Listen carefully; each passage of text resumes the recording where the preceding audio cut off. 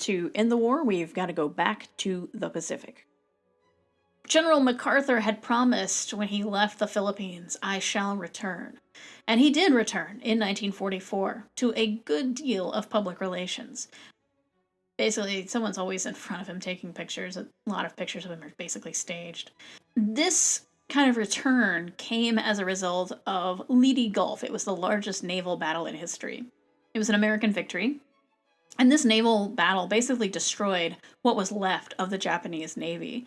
The Japanese lost an additional 3 major carriers, escort carriers. And it's pretty clear who's going to win the war after the Battle of Leyte Gulf. But that doesn't mean that it is over. The Japanese would turn increasingly towards kamikaze pilots. This was a one-way mission. The nose of their planes were filled with explosives. But there were still 2 important battles in the Pacific still to go: Iwo Jima and Okinawa.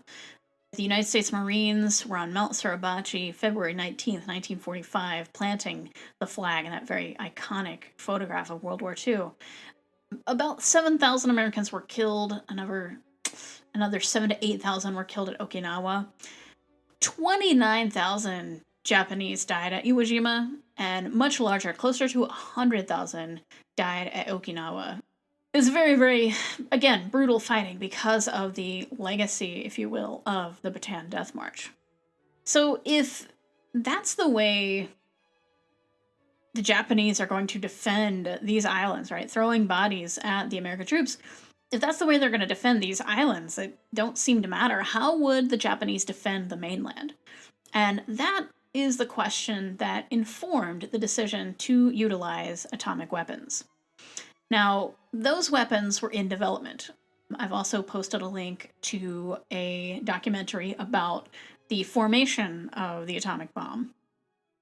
That's optional. Of course, the white light, black rain, that is mandatory.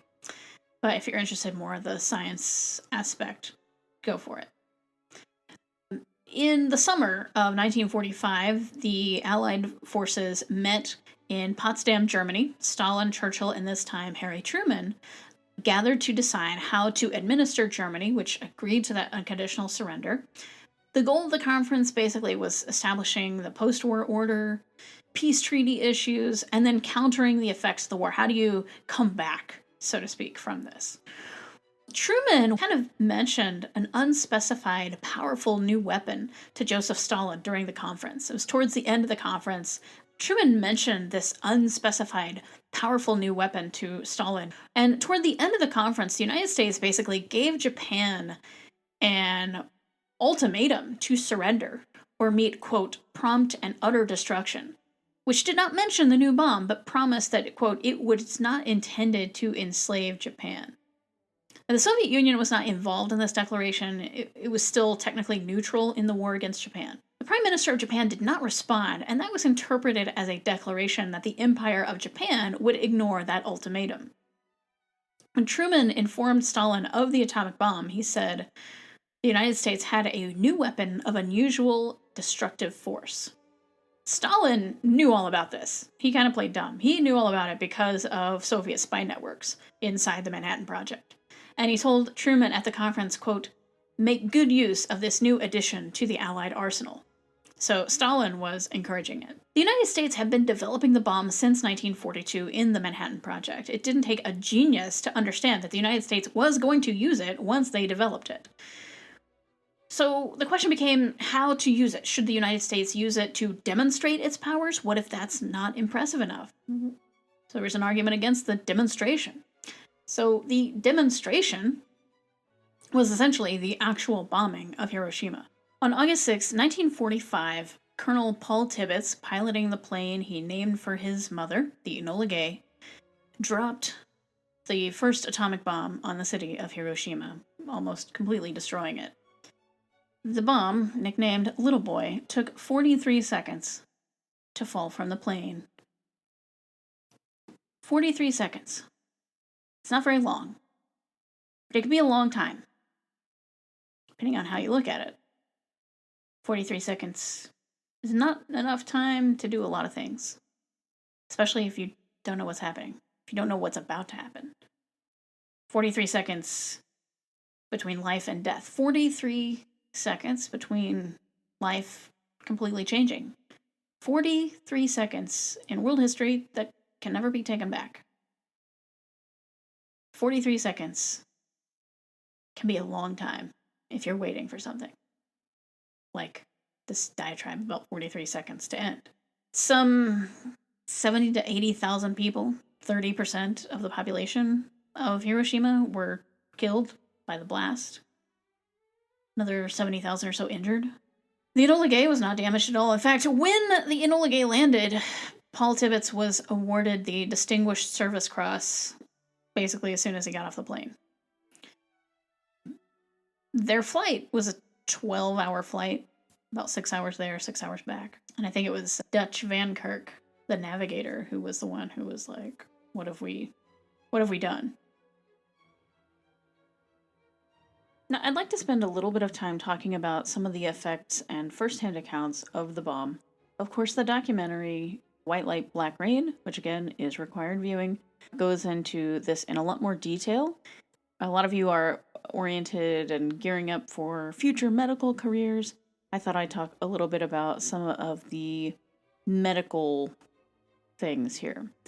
A young schoolboy, Yoshitaka Kawamoto, who in the early 2000s was the director of the Hiroshima Peace Memorial Museum, which you can see kind of the building that's in the bottom of the slide here is what the Hiroshima Peace Memorial Museum is kind of built around. Well, he was a schoolboy when the bomb hit. He was in school, and he recalled, quote, "My classmates were dying one by one. That made me very frightened. I struggled to free myself from the broken fragments and looked around. I thought that gas tanks had exploded. Through a hole in the roof, I could see clouds swirling in a cone. Some were black, some pink. There were fires in the middle of the clouds. I checked my body. 3 upper teeth were chipped off. Perhaps a roof tile had hit me. My left arm was pierced by a piece of wood that stuck in my flesh like an arrow. Unable to pull it out, I tied a tourniquet around my upper arm to staunch the flow of blood. I had no other injuries, but I did not run away. We were taught that it was cowardly to desert one's classmates, so I crawled around the rubble, calling, 'Is there anyone alive?' Then I saw an arm shifting under planks of wood. Oda, my friend, was moving, but I could see that his back was broken, and I had to pull him up into the clear. Oda was looking at me with his left eye. His right eyeball was hanging from his face. I think he said something, but I could not make it out. Pieces of nails were stuck on his lips. He took a student handbook from his pocket. I asked, 'Do you want me to give this to your mother?' Oda nodded. A moment later, he died. By now, the school was engulfed in flames. I started to walk away and then looked back. Oda was staring at me with his one good eye. I can still see that eye in the dark." A woman named Kalaria Palchakov Drago, who was born in Russia, but her parents immigrated to Japan in 1921, was also a survivor of the bomb. And she recalled talking about visiting a hospital, going into the hospital, and seeing people who actually had it worse than she. She recalled the skin would just peel off. Some of them you could see the bone. Their eyes were closed, the nose bled, lips swelled, and the whole head started swelling. And as soon as they gave water to them, they'd vomit it all out, and they'd keep on vomiting until they die. Blood rushed out, and that was the end of them. On the second day, the wounds became yellow in color, and they'd go deeper and deeper. No matter how much you try to take off the yellow, rotten flesh, it would just go deeper and deeper. There was a city, and then there was no city. You could see the ocean. And right after that, then black rain and wind. And that's when the fire started. The bombs produced searing temperatures, reaching up to 4,000 degrees Celsius. Hot enough to boil tiles and vaporize people unlucky enough to be in the immediate vicinity. And then there was the radiation. Intense bursts of high-energy gamma rays that swept outward spherically from the exploding bombs ahead of the physical force. Those near the hypocenters, where the bombs exploded, absorbed some of the highest doses of radiation ever delivered to humans before or since. The radiation burned images of people's clothing into their skin. Thousands more died of acute radiation poisoning in the months after the explosions. In the decades since, survivors have become one of the longest studied groups in health research. Studies of radiation's effects on atomic bomb survivors began in 1946 with the American led Atomic Bomb Casualty Commission, which later became an American Japanese partnership called the Radiation Effects Research Foundation. This foundation studies 94,000 survivors who were within a few kilometers of the hypocenters of the bombs. In study after study, these scientists have found that the higher the dose of radiation that a bomb survivor received, the higher the chance that the person would at some time get cancer. The survivors received an average dose of 210 millisieverts of radiation, according to the New York Times. In comparison, a CT scan delivers a dose of about 2 millisieverts. And that's one of those kind of great what ifs in history. Did Truman have to drop the bomb? Truman never had any second thoughts about sending the order to drop the atomic bomb. And some people say, well, the first one couldn't have been prevented, which is a lie. Everything's a choice. But the second one, the dropping of the bomb on Nagasaki, that was revenge. That was the revenge bombing for Pearl Harbor. Because just a few days later, the United States dropped the second atomic bomb on Nagasaki. After that, the Empire of Japan formally submitted to a surrender. And on September 2nd, 1945, on the deck of the USS Missouri, the Empire of Japan formally surrendered to the Allied forces. This is an image of the actual surrender document, the instrument of surrender. And what you can't see in this is that the Canadian guy signed on the wrong line. Oh, Canada. Anyway, September 2nd, 1945 became known as VJ Day, and thus the war was over. But many, many legacies to come out of that. And the next couple of weeks are going to be all about basically legacies of World War II.